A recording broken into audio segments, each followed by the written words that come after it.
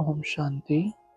आज 23 मार्च 2024 की ईश्वरीय महावाक्य हैं। आज की मुरली का सार है, मीठे बच्चे जैसे बाप और दादा दोनों ही निरहंकारी हैं, निष्काम सेवा करते हैं, अपने लिए कोई लोभ नहीं है, ऐसे तुम बच्चे भी बाप समान बनो। बाबा कहते जैसे बाप और दादा दोनों ही निरहंकारी हैं, निष्काम सेवा करते हैं, अपने लिए कोई लोभ नहीं है, ऐसे तुम बच्चे भी बाप समान बनो। आज का प्रश्न, गरीब निवाज बाप गरीब बच्चों की तकदीर किस आधार पर ऊंच बनाते हैं? उत्तर, बाबा कहते बच्चे घर में रहते सब कुछ संभालते, सदा बुद्धि से यही समझो कि यह सब कुछ बाबा का है। ट्रस्टी होकर रहो तो तकदीर ऊंची बन जाएगी। इसमें बहुत सच्चाई चाहिए। पूरा निश्चय हो तो जैसे यज्ञ से पालना होती रहेगी। घर में ट्रस्टी हो, शिव बाबा के भंडारे से खाते हैं, बाबा को सब सच बतलाना पड़े। धारणा के लिए मुख्य सार पहला, सदा इसी नशे में रहना है कि शांति सुख संपत्ति का सागर बाप हमें मिला है, हमें सब कुछ एक से मिलता है। ऐसे बाप के हम सम्मुख बैठे हैं, वह हमें पढ़ा रहे हैं। दूसरा, अपना अहंकार छोड़ बाप समान निष्काम सेवा करनी है, निरहंकारी होकर रहना है। मैसेंजर पैगंबर बन सबको पैगाम देना है। आज का वरदान, सर्व पदार्थों की आसक्तियों से न्यारे, अनासक्त प्रकृति जीत भव।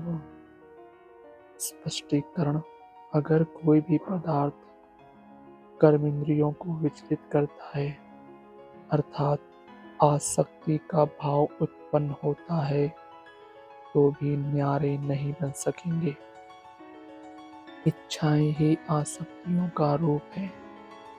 कई कहते हैं इच्छा नहीं है लेकिन अच्छा लगता है, तो यह भी सूक्ष्म आसक्ति है।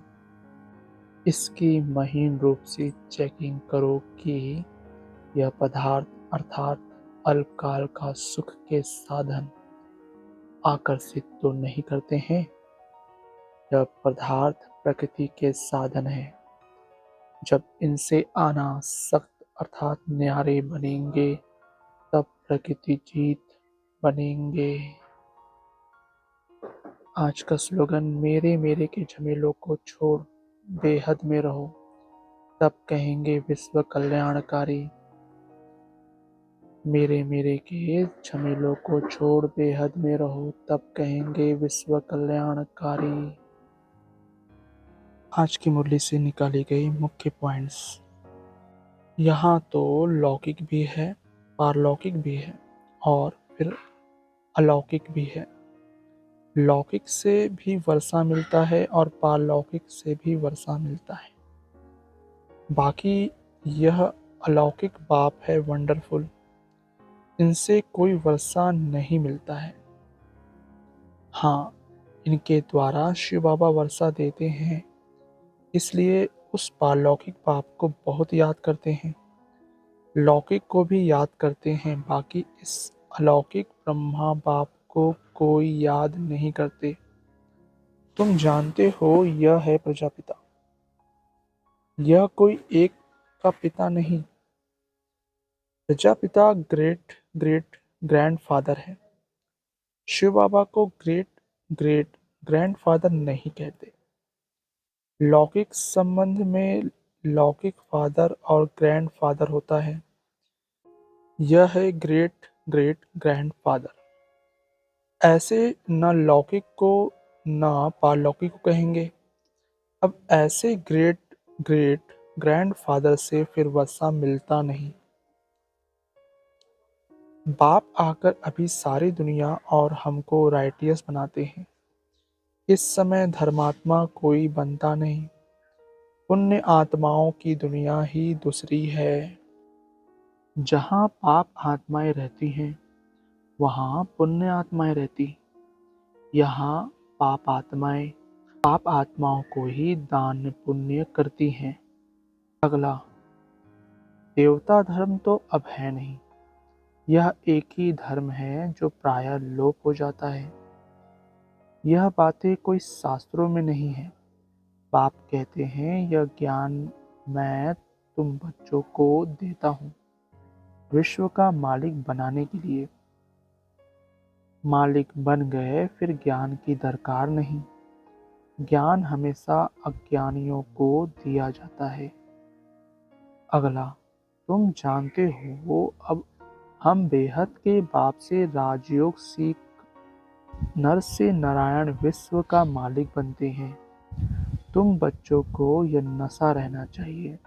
बेहद का बाप 5000 वर्ष के बाद भारत में ही आते हैं।